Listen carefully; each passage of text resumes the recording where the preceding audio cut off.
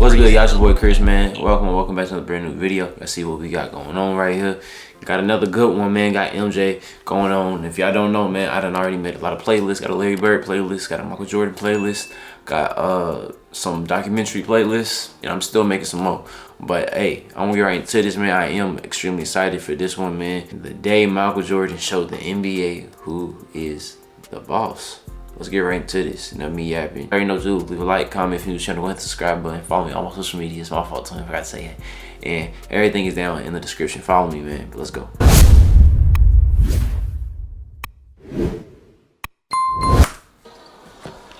on, man. Hanging in. Hanging in means all for one fall. Man, this is it. Let's go out and give our best. What time is it? Game time! The stage was set for history. The Chicago Bulls and the Utah Jazz. Two teams, one goal. Deadlocked with identical 62-20 records in the regular season. Utah had swept the season series against Chicago, securing home court advantage, and after both squads fought through grueling conference battles, the rematch of the '97 finals was officially on. The Jazz struck first in Game 1. Hall of Fame player, look at the shot that Stockton has to take. The Bulls bounced back, taking 3 straight. Do you still feel like you guys are the underdog? No, we're in the driver's seat right now, and we just have to come out ready to play next game and try to put it away. Then, with everything on the line in Game 5, Michael Jordan had the ball, the clock winding down, a chance to send Utah packing. And he missed. Oh, man. 83-81 victory kept the Jazz alive. Their confidence, or their overconfidence, was our biggest, positive, our biggest strength going into this. Game 6 was heading back to Utah. And for the Bulls, the odds couldn't have been worse. Scottie Pippen's back was shot. Man. Ron Harper was sick. The Bulls were limping into Utah, barely holding it together. Meanwhile, the Jazz had home court advantage, momentum, and 20,000 screaming fans ready to push them to a Game 7. Chicago had already let Game 5 slip through their fingers. Michael Jordan had the ball in his hands, a chance to end the series, and he missed. Now in Game 6, the pressure was suffocating. The Bulls were battered, exhausted, outnumbered. The Jazz could smell blood. That was their moment. June 14th, 1998. That was the night Michael Jordan was truly alone. And somehow, he didn't just survive. He delivered the greatest ending in NBA history. Look at that. 4-4 on the road in the playoffs. And in fact, this is a great video, man, so far. The moment the ball tipped, it was clear. This wasn't just another game. Chicago and Utah came out trading blows, matching each other shot for shot. Scottie Pippen, bad back and all, dropped a smooth hook shot to put the Bulls up 12-8, forcing an early timeout. But if anyone thought Utah was ready to roll over, they were sadly mistaken. Then Michael Jordan found his rhythm. A deep 3 splashed through the net, igniting a 9-0 Bulls run.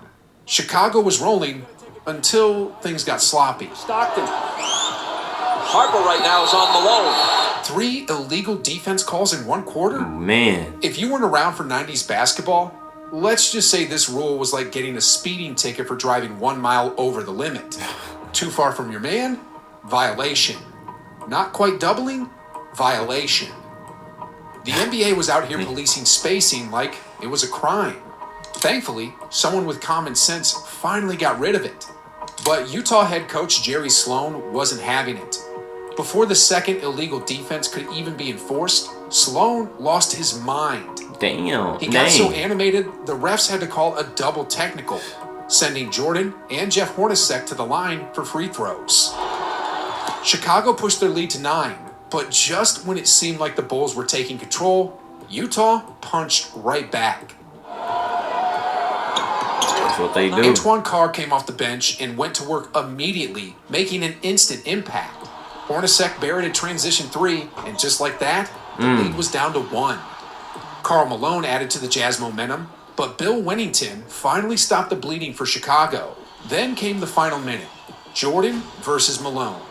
The 2 superstars traded blows, throwing haymakers before the quarter ended, with Jordan missing at the buzzer. Final shot and misses it. Bulls 22, Jazz 25. Wow. Guys, as we begin the second quarter with Utah up by 3, something significant. They were able to make a run and turn this game around They got a bit. the momentum. This wasn't going to be easy.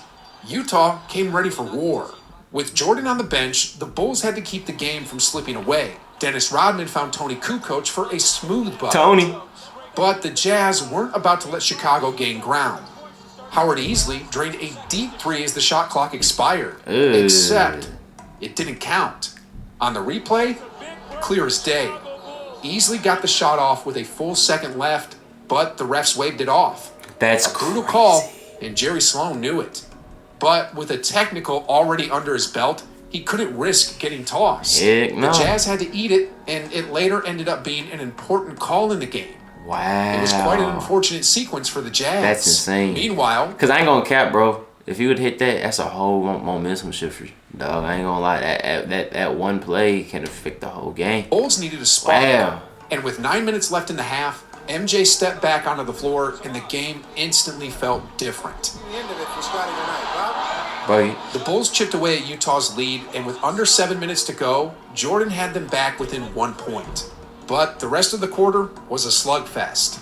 Neither team could get any breathing room. But one thing became painfully obvious. Karl Malone was unstoppable. Rodman tried. Luke Longley tried. It didn't matter. Malone tries to answer. The mailman wasn't missing deliveries. But while Malone was bullying the Bulls inside, Byron Russell had his own nightmare to deal with. Because on the other hand, Jordan was cooking him. MJ dropped 15 points in the quarter, single-handedly keeping the Bulls in it. But even his brilliance wasn't enough to take the lead as the Jazz were still ahead, 49-45. oh, let he hit Utah that. had the edge, Jordan had the fire, and the second half was about to get legendary. The Jazz lead the Bulls by 4. Now the big story here in the first half has been the condition of Scottie Pippen's back. He has really been hurting. As the second half began, Scottie Pippen re-entered the game. But the moment he stepped onto the court, it was clear he had no business being out there. Every step looked painful. He was grimacing, laboring up and down the floor, but there was no way he was sitting out. And this wasn't just about playing. It was about pride, Shout out grit, Pippen. and a refusal to quit. And as he goes up for the shot, that leaves Rodman's clear for a clear tap in on the What he did is something that may never be fully realized in NBA history. Scottie Pippen changed a lot of things for the Chicago Bulls. If he wasn't there, I think they would have won a lot of the games. He got the crucial rebounds, he got the crucial block. But it was that act of determination that showed why that era of the NBA had some of the toughest players ever to play the game. Yup. In an era built on toughness, Pippen's willingness to fight through excruciating pain was a testament to why 90s basketball was as brutal Bro, it's as it was soft now. legendary. Shoot. But They tough get or hurt, not, out Karl for 2 Malone weeks. wasn't about to slow down. Right out of the break, the mailman went straight to work, attacking the rim for an easy layup. Part of pinky By toe this out for 2 point, weeks. Malone had already racked up 22 points and 4 assists, Ooh. torching Chicago with an absurd 9 for 12 shooting performance. For the Bulls, Michael Jordan had 23 points and 1 assist and made 9 of his 19 attempts from the field. 9 of 19. And Jordan was doing what he always did, keeping the Bulls alive. He was in full attack mode, living at the mid-range, picking his shots, and refusing to let the game get away from him. Then things got physical. Rodman and Malone got tangled up again. Eventually the refs had enough, calling a flagrant foul on Rodman. Except, was it? Upon review, the officials downgraded the call to a common foul did the arm because pull. this was just another day in the trenches for these two. Oh, and here's the fun part. After the finals, Rodman and Malone were set to wrestle each other at a World Championship snap. Wrestling pay-per-view. The Utah crowd had no idea they were getting a free preview of a match that would later be broadcast nationwide. And they're going to meet somewhere in between. Here's Pippen. The bad back makes Hornacek's assignment on him a whole lot easier. As the third quarter rolled on, Jordan didn't let up. Neither did Pippen. Bad back and all. But despite their fight, Utah still had control, ahead by 5 points, 61-66. Them jerseys hard, The Bulls had one more quarter to change history. As we start the fourth quarter, Michael Jordan is... The Bulls walked into the final quarter of the season down 5, exhausted and running on fumes. Michael Jordan had played every single game that year, through the regular season and playoffs, and at this point, it wasn't just about skill. It was about survival. But survival is what legends do. Jordan opened the quarter drawing contact, stepping to the line, and knocking down both free throws. Then, with Shandon Anderson draped all over him, he buried another jumper. Against Anderson. Bulls were difference. within 3.